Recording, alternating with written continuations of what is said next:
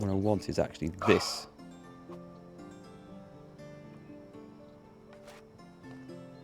And that's another job we have to do this summer.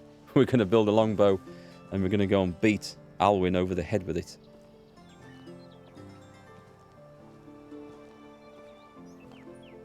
So the Bond film. No, I haven't seen it.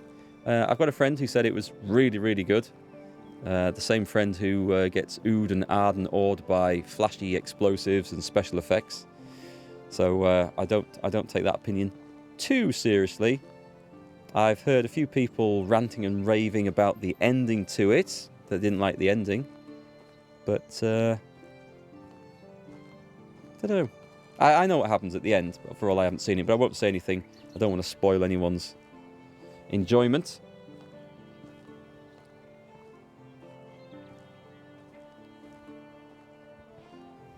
Be curious to see where they go with it next, though, with the Bond franchise. I'm sure they will.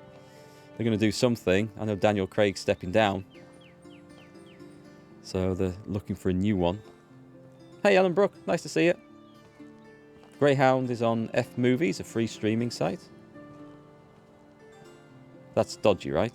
How was my night last night? Oh, it was good. We didn't play Pandemic Legacy in the end. Because another friend turned up who we haven't seen for months. He recently had a kid, so he hasn't been able to get out so much. So because there was 5 of us, we actually played Arkham Horror. It's like the card-driven game. And the way it worked, the scenario was kind of weird. So you each play an investigator. You know Arkham Horror, it's like Call of Cthulhu style sort of stuff, and investigation and horror and puzzle solving and stuff. So the scenario is kind of weird. It called for... Let me just make sure I'm going the right way here. How can I describe it? There was actually 3 individual games going on. So you got into a pair and you played that game separate to the game 2 others were playing on the other side of the table, separate to the game that my mate Mike was playing. They were all part of the same scenario, but we weren't supposed to know what the other lots were up to because we were all locked away separately in this type of dungeon, this horror dungeon. And to get out, we had to do things that would help the other teams and pass stuff through a portal to them, and they had to pass stuff to us. But we couldn't sort of communicate directly. It was interesting. You love that game? Who did I end up with as the big bad? We didn't finish it. What was the scenario? I don't think I caught the name of the scenario, actually. But basically, our 2 characters, the one I was playing and the one with one of my friends, we were locked in these prisons. I was locked in this room, and he was locked in this, I think it was a room or like a Iron Maiden that was slowly filling with water. And we had to sort of find enough clues to get out. But we were reliant on one of the other teams triggering something before we could get out. And who did we have in there? There was some weird abductor type monsters that came out. But anyway, we died because somebody else didn't pass us the antidote to a room full of poison. And that was it. So we didn't finish the 3rd act. It was tough. The others sounded like they had a much tougher time of it. We managed quite well. We thought we were doing well. And then at the end of the 2nd act, turn the card over and it says, if you haven't been handed the antidote for the poison room, you die. Nice. Thanks, team. Thanks very much. So it was, we don't normally play that sort of style, or at least I haven't. No, I'm on the wrong thing again. How am I on that? Put that away. It should be the pickaxe. Let me just go and grab a spare pick, because I don't think that's going to last very long. Bronze pickaxe, please. But it was good fun, anyway. But, brutal. As those games tend to be. It was a shame, because we'd managed our section quite well. And I've just got a really nice hand of cards out. And some really good assets for the character. And spells. I was playing a priest. And I thought, right, okay, I feel like I can take anything on now. I've got some really good cards. And then it's like, nope, you die. Thank you. To be fair, the poor guy who was playing one character to his section of the game, he had a really, really rough start with things. So he really struggled and probably did as well to survive as long as he did. And I think if we'd had one more turn, we'd have got the thing handed to us that we needed to pass through the next room and into the third act. But it didn't quite work out. So it was an interesting game. It was a co-op game, but we weren't fully aware of what each of the other groups were doing, or quite what we had to do to help them, until something became, blindingly obvious. So I think I have played that game before, but never quite like that. So that was a bit of an interesting experiment.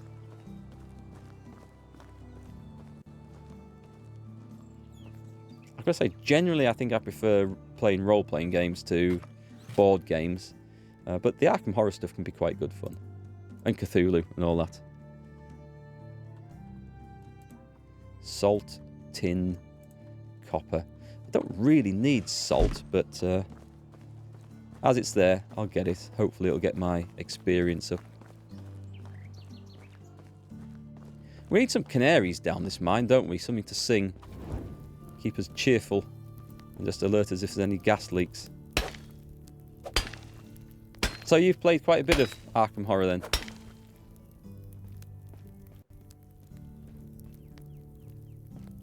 I've got to say, of all the board games and stuff, I always enjoy the co-op ones a lot more than the ones that pit you against each other. You run out of sticks in your game. It's funny that. Sometimes you can think, oh, I've got 500 of that in the store. That'll last me forever. So you don't bother harvesting any. You don't tell your staff to go and pick any up. And then next thing you know, you've run out. And you think, what the hell did they get used for? You went through 700 in the last few hours. You've been busy. What have you been making? Making baskets to sell?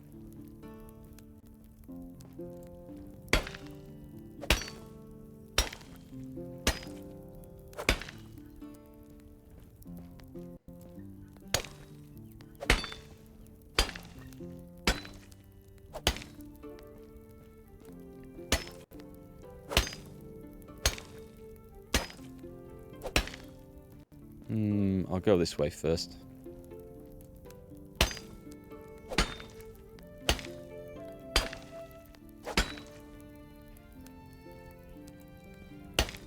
Turned your blacksmith into making stone tools to save on ore since you haven't gone mining in a while.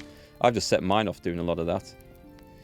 You remind me, actually, I have not checked to see what my wood huts are creating, so we might have a sudden run on sticks ourselves. Oh my god, I've gone a little bit overboard, I think, on the load there. Let me just have a look at Woodshed 1, 68%.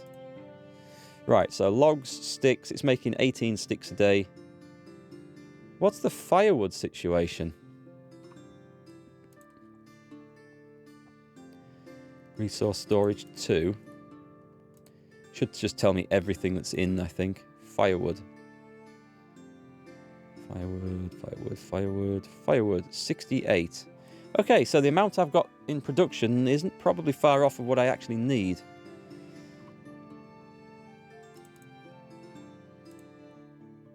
Planks. It's not making a lot of planks. It's getting quite a lot of logs, which I can then make into planks myself. I might just drop that down a bit. Put that on there instead. And Woodshed 2. Woodshed 2 seems to be all about the logs. With a bit of firewood. Well, as I need so many planks, I am gonna drop that down. And put it into plank production instead.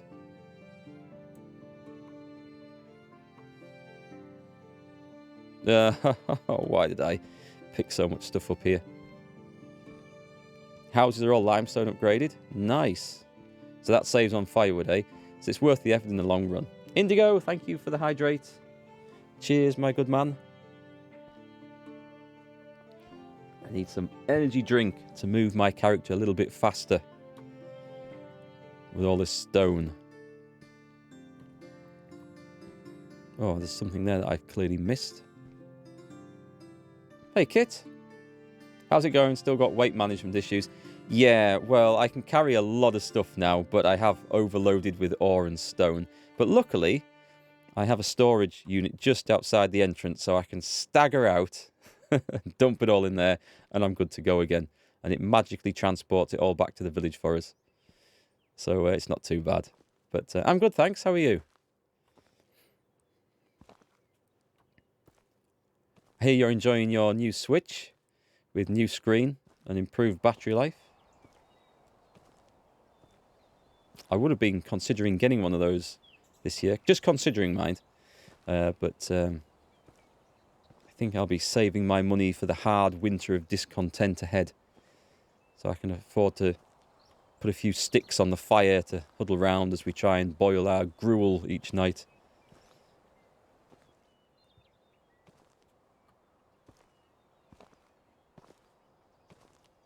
Right, that was a long walk out of there.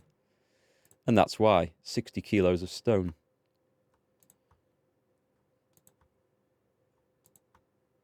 I can actually carry 80 kilos of stuff without slowing down and still sprint. That's quite a load. I wouldn't fancy sprinting down the road with 80 kilos of weight on my back. And then I can carry, I think, double that before I stop altogether.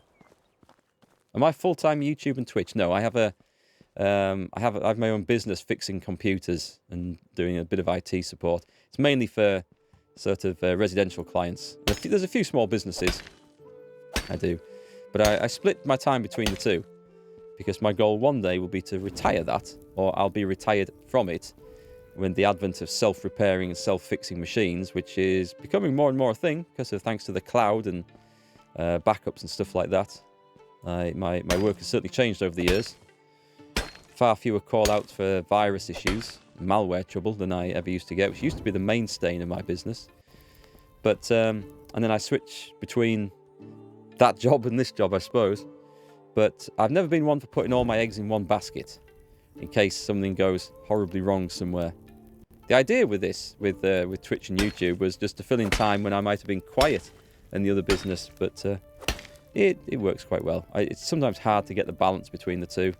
I'm sometimes late for streams because something's taken me longer than I thought, but overall, it seems to be working out. All that means is porn sites are getting safer. Yeah, I think you're probably right there. You well, Kit? Good, glad to hear so. Haven't played this for a while, since you got your Switch. You can sell your old one. Ah. Why would I want your old one if the new one's so much better? I'll hold off, thanks. Have I begged, borrowed, stolen the backpack now for the weight increase? I found one somewhere. I can actually make my own now. But where did I get it? I think I did buy the backpack. I have stolen all sorts of stuff, though, because you know what I'm like in these games. If it's not nailed down, I'm taking it with me. But no, I think I actually bought the backpack because I added 20 kilos on. And I've put some points into the mule perk as well. So that's added... Does that added 15? 30? I can't remember. This added a little bit as well.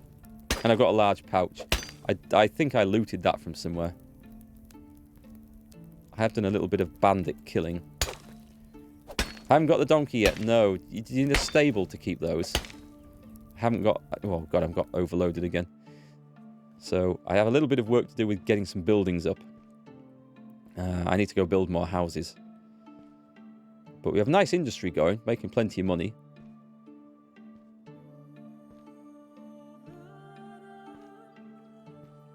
People might have learned from all the ads. They're saying there are horny older women in the area.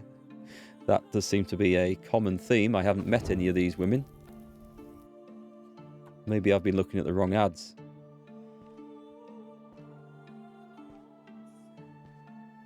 More to do with viruses being unprofitable, easy to run phishing scams and support scams and get real money. You're exactly right there. I mean, security systems have got better because viruses are nowhere near as effective against tablets and smartphones and Android and Apple systems and stuff like that because of the way they operate, and Linux, of course. Just Windows, which is the major vulnerability there. But you're dead right with the profitability. The viruses are not profitable, but phishing scams are. And I do get called out to help with quite a few of those, normally cleaning up jobs after the event. You get calls about your Amazon account randomly charging your account or your car's auto warranty has ended. I have a good fun laugh with scammers that ring me up now. I do occasionally get some, not many. And they say, okay, so now we know for sure that my peasants are unlocking buildings for me. Because it's kind of cool when I don't do anything myself and suddenly I get an unlock. But yeah, the last one that rang up, they say, can I speak to the business owner? And I'm saying, no, there's no business owner here. And they say, well, who is this then? And I know it's a scam because you can see the number that comes up straight away. And I say, oh, I run a small charity for scammers who've been put out of work. Would you like to donate? I can take your credit card details over the phone now. And I try and see how long I can keep them on for.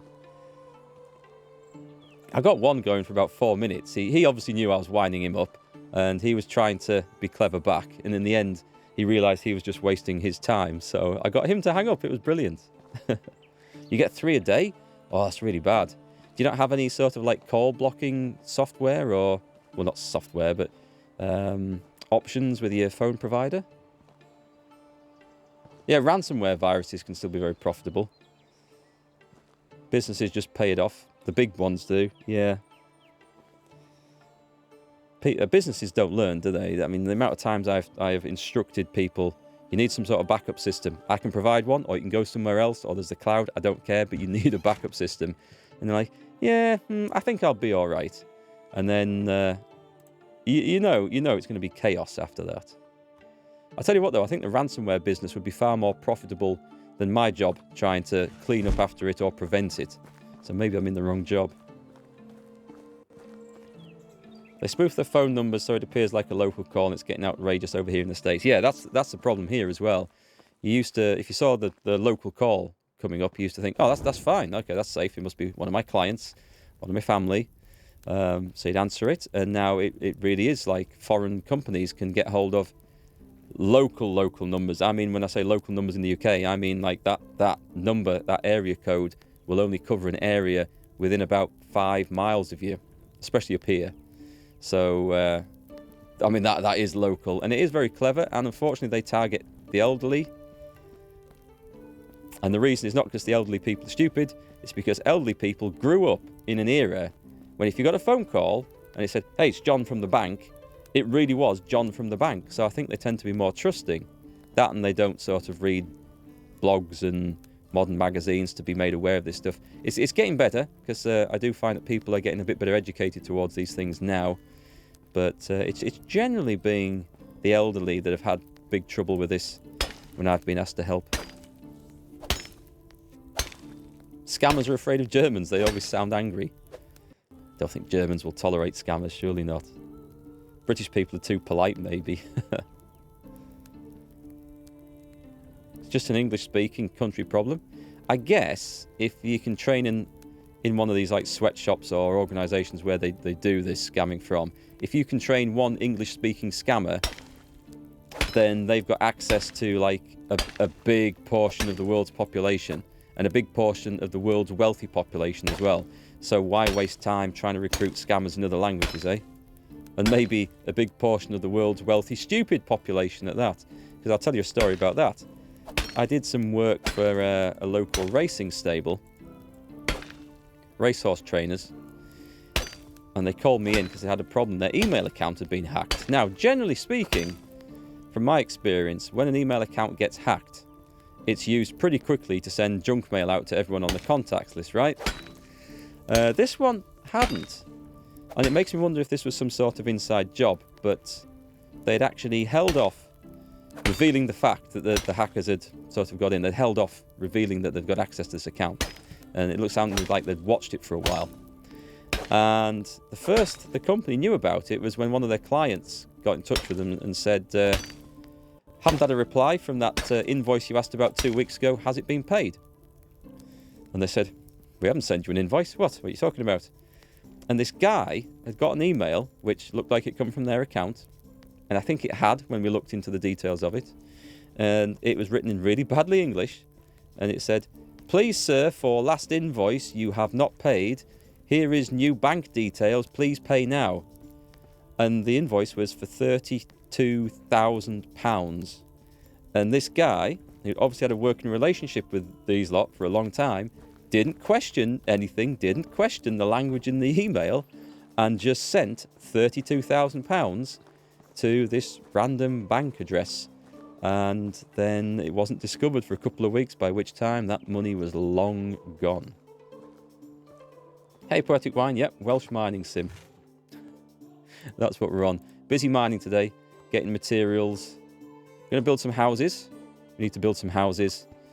What else are we going to do today? Might get some geese. Geese and a farmer to look after them. Although I have no real use for eggs, so... But we might. There's too many idiots in the world, there is. Yeah, Facebook is... It's a breeding ground for idiots. Because people will share anything. In the UK, it's particularly bad. They will share anything with a Union flag next to it, thinking they're being patriotic. And scammers and hackers and all sorts of folks and nefarious political groups are taking advantage of that fact. And people just say, "Ah, look, Union flag, yeah, share." Without even checking to see what it is, whether it's true, who the person is that they're sharing, because it's quite often just a false account. Terrible. Think I'll be out of work when Margaret Thatcher comes round, closes the mines down. Better get it done fast then, eh? The ghost of Margaret Thatcher appears from down the mine. Contractor you work with takes it straight to 11 and jumps to inappropriate stuff. It's funny how quickly the Indian scammers catch on and start acting inappropriate themselves. It's crude but funny at the same time. Did you ever watch a show called, was it Phone Jacker? I'm assuming you got it in the US and other places, but it was definitely in the UK. And it was this guy, I never saw his face. He had like a balaclava on and a pair of sunglasses over the top. And he'd just make prank calls, pretending to be answering machines or public information systems or all sorts of things, ringing shops. It was absolutely brilliant. And there'd be definitely a series there for that sort of thing, going back at the scammers. Things are just as bad in the States, are they? Oh, on eBay and Amazon rebate and overcharge scams. Yeah, the Inland Revenue rebate scam, that's one that goes around the UK. That goes around a lot. There's ways of avoiding these scams, and this is quite interesting. Because my wife occasionally forwards me them, so I can see what they are and be aware. But one of the reasons she forwards me them... Well, one of the ways of checking is when you get an email and you've got the from address, and it might... Well, say it says joeblogs@coppermine.com, for example, and you think, that's okay, I deal with Coppermine all the time. This must be genuine. Well, on a PC, on a desktop, if you mouse over the email address, it will show you where that email will actually go to, and it's quite often to a different address than the one that's shown. But if you are on mobile, that's a lot harder to see. So it's interesting that, and as people have shifted to using mobile and tablets a lot more, it's a little bit harder for the untrained eye to tell if an email is a scam or not. You get fake PayPal emails every day. Tell you what I get every day that really drives me mad. There's not, well, there might well be scams, but I get loads offering to update my website and help with this. And I'm just sick to death of it because I've got a business address. Drives me mad. Really does. You just won't have a phone anymore. You won't need it once that Nigerian prince pays you back. Reminds me, I need to send that email. But yeah, I managed to wind one fraudster up till he told me to get stuffed on the phone. That felt like a little victory for all of us, I think. I'd had him on for about 3 minutes. The trouble is, you get a kind of satisfaction out of doing it, but at the same time, I know I'm wasting my time as well. And it'd be better just to put the phone down. So a trick my dad used to have back in the 80s, he used to get prank callers back then. There used to usually be kids that would ring up from a phone box in the near village, pick a random number, just ring people up and wind you up, or say rude things or something down it. So my dad used to keep a football whistle by the phone. And if you ever got a prank call, he just used to blow it down the mouthpiece. really loud, and you just hear like a scream and an expletive and the phone going down at the other end. It was brilliant. We have a Twitch scammer in chat. Interesting. That's how it works, folks. If you talk about them, you'll summon them.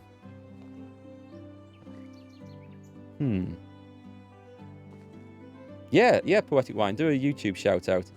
I think I know the name of the channel you're going to put in there, but feel free to link that. That's absolutely fine. I don't mind people linking YouTube videos and stuff in chat, as long as they're nothing explicit, but they shouldn't be if it's on YouTube. Hang on, let's let me get on the ball here and ban this guy. Do you know, that's interesting, because the way I've got it set for Twitch moderation is that you have to have...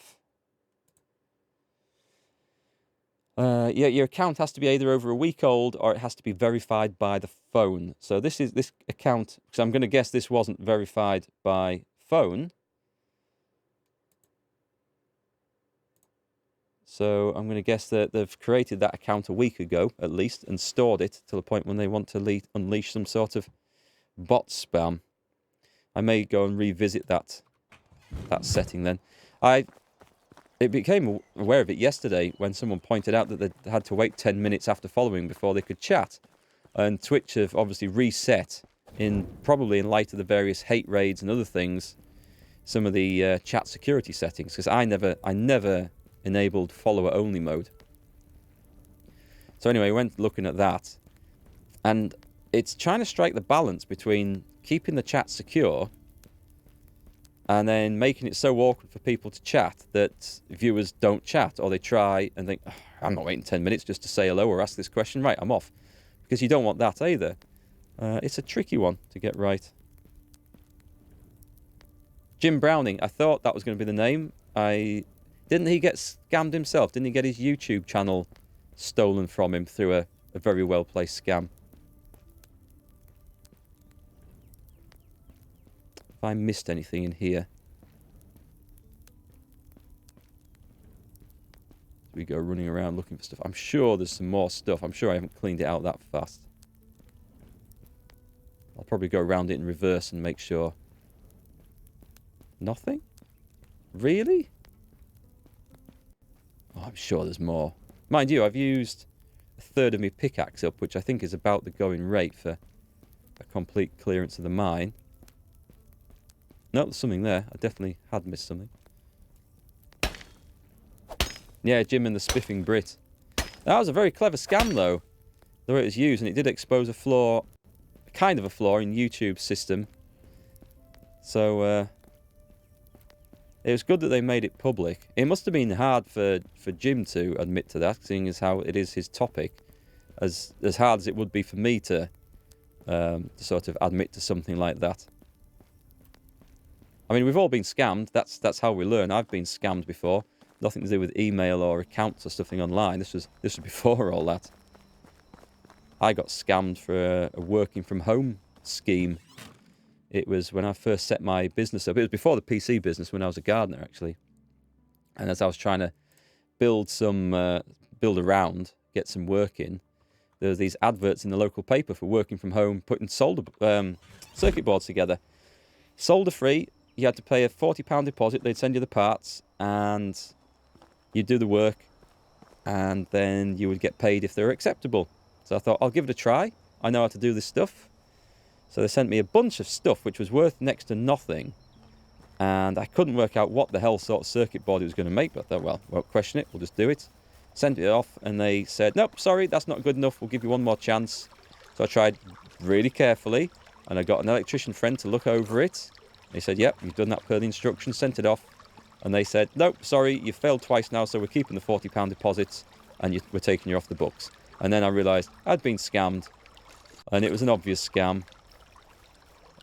Well, it's obvious after the fact, it always is. But that 40 quid has probably saved me hundreds, if not thousands of pounds since, because I don't believe a damn thing I ever see anymore. So it's actually worked. Yeah, you have to pay us so you can work for us. The trouble is, there were genuine other, like, sort of work opportunities where you did have to do things like that. But this was just an outright scam, unfortunately. And there was a lot of them about in those days. Okay, so we got the mine done. We're just going to head back, aren't we? I'll eat some of those apples to lighten the load. Should we go with the roasted meat?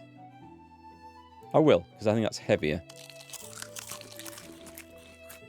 And not terribly filling either. God, that sounds good, doesn't it? So we're going back. We've got the mining. Is there anything else I wanted when we were out and about?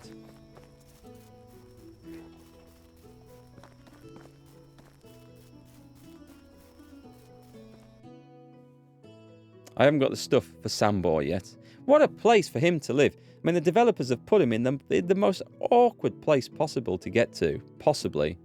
With the exception maybe of somewhere down here, I don't know. But all the quests that go back there, they're a real pain. Anyway, let's head back and do some crafting. Gonna make some Cornish cider to go with your... Oh, me? Yeah, should do. Cornish cider. Scrumpy. Proper cider with bits and dead mice floating in the jar and everything. I'm not sure that's quite my thing, but I do like the cider.